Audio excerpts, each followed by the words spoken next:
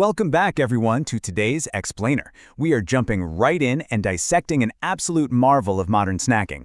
Seriously, we're looking at a product so universally recognized that its silhouette alone is totally iconic. But, we aren't just talking about a tasty treat today. We're unpacking how a seemingly simple cookie, introduced way back in 1912, actually became the ultimate architectural baseline for over a century of flavor engineering. So get ready, because we're going to break down the mechanics, the ratios, and the entire evolution of a true cultural staple. Okay, let's dive into this by challenging you to think critically for a second. When you pick up a sandwich cookie, what are you actually looking for? Like, what makes the perfect cookie-to-cream ratio for you? I want you to consider your own personal bias here regarding snack textures and the balance of sweetness. Are you someone who craves the snap and crunch of the outer shell, or are you immediately searching for the rich, soft payout of that center filling? Keep your preference in mind, because as we'll see, the engineers behind this cookie have literally spent decades trying to mathematically cater to every possible answer to that question. Part 1. The classic blueprint, establishing the 1912 architectural baseline. Let's see how this builds across a legacy spanning over a century. We start at the very beginning, 1912, when the original was first introduced right here in the US. For decades, this primary formula just reigned supreme, untouched and perfect in its simplicity. It wasn't until much later, stretching all the way into the flavor inversions of the early 2000s with the introduction of the Golden variety, that we saw major structural shifts in the wafer itself. The massive gap between these milestones shows just how wildly enduring that initial design truly was. Talk about getting it right on the first try. So let's look at the specs of that original 1912 blueprint. It is a total masterclass in culinary contrast. You have two dark chocolate-flavored wafers acting as the structural housing for a layer of sweet vanilla creme right in the middle. The absolute crucial point here is the sensory experience this creates. The brilliant, satisfying contrast of a crisp, slightly bitter cocoa wafer snapping and giving way to a smooth, hyper-sweet vanilla filling. It's this exact duality of crunch and smoothness that forged a globally recognizable identity. And a really profound truth emerges from this history. This original 1912 cookie was not merely a successful product. It was an exact baseline. It was the foundational architecture that all future manipulation was built upon.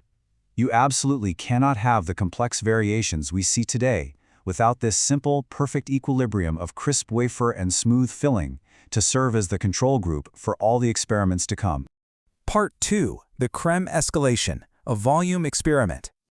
So what happens if we start messing with the ratios? Well, that led to the creation of the double stuff. Mathematically, this variety contains roughly twice the sweet vanilla cream filling found in a regular Oreo. Why do this? It was engineered specifically for a very vocal segment of fans who simply wanted, actually, scratch that, they demanded more of the sweet center. But structurally, adding that volume completely changes the balance of the whole shebang. By doubling the cream, you inherently create a noticeably softer bite and a significantly sweeter overall taste profile. The crunch definitely takes a back seat here.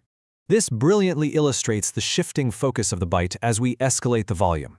When we break down consumer preferences, it basically splits into thirds.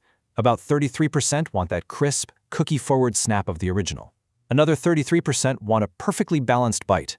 But the remaining 34%, the sweet, filling-dominant crowd, they are the exact demographic driving this volume escalation. For them, the cookie is no longer just a cookie. It becomes a delivery mechanism for the cream. Now, if double stuff was a gentle push into new territory, the mega stuff is a full-blown expedition. While double stuff gives you a softer bite and a sweeter taste, the heavyweight mega stuff takes the idea even further by adding an even larger amount of cream. It completely prioritizes the filling to the point where it noticeably alters the cookie's entire physical appearance and texture. It is expressly designed for people who prefer the filling over the cookie itself. Honestly, the wafer at this point is basically just there to keep your fingers clean. Part 3. The flavor swaps. Permutations of the binary. Okay, so what happens when we stop messing with the volume and start messing with the flavor chemistry? When we map out a flavor matrix, we start with our baseline original, dark chocolate wafer, vanilla cream. But then we introduce the golden and the chocolate cream. The really crucial point of this matrix is to show how the structural identity, the physical sandwich format, remains perfectly intact while the flavors are logically permuted. We're swapping the variables, for sure, but we are keeping the equation exactly the same. Let's look a bit closer at the Golden Oreo, introduced in the early 2000s. Here, the traditional dark chocolate wafers are entirely replaced by vanilla-flavored cookies. The sweet vanilla creme center stays exactly the same. The result is a much lighter flavor profile. Many describe it as a classic vanilla sandwich cookie experience, yet, because of the strict adherence to the structural blueprint, it meticulously maintains that classic, unmistakable brand identity. You know immediately what it is, even without the cocoa. On the flip side of that coin, we have the chocolate creme. This variation keeps the original dark chocolate wafers, but swaps out the sweet vanilla filling for chocolate creme. This caters directly to the chocolate loyalists out there. It creates a richer, stronger cocoa experience from start to finish. You get the slight bitterness of the wafer combined with the sweetness of the chocolate creme.